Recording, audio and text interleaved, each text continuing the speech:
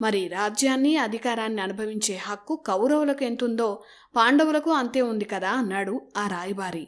ఎన్ని మోసాలు చేసినా, ఎంత అవమానించినా, అరణ్య అజ్ఞాతవాసాలు చేయించినా పాండవులు ధర్మబద్ధంగానే ప్రవర్తించారు. కనుక వారికి దక్కాల్సిన రాజ్యాన్ని వారికివ్వాలని, ఒకవేళ ఇవ్వకుంటే యుద్ధం తప్పదని, ఒకవేళ యుద్ధమే జరిగితే పాండవులకు 7 అక్షౌహిణుల సైన్యం ఉందని చెప్పాడు ద్రుపదుడు పంపిన రాయబారి. అన్నింటికి మించి శ్రీకృష్ణుడు పాండవుల వైపు ఉన్నాడని చెప్పాడు.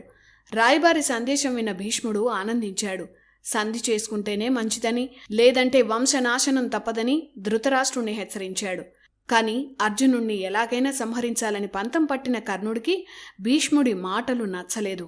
వచ్చిన రాయబారిని, పాండవులను తన మాటలతో అవమానించాడు. పరిస్థితి అర్థమైన ధృతరాష్ట్రుడు వెంటనే లేచి ఈ సమస్యను పెద్దలతో మాట్లాడి పరిష్కరిస్తామని చెప్పి ఆ దూతను పంపించాడు. అక్కడితో ద్రుపదుడు పంపిన ఆ దూత వెళ్ళిపోయాడు.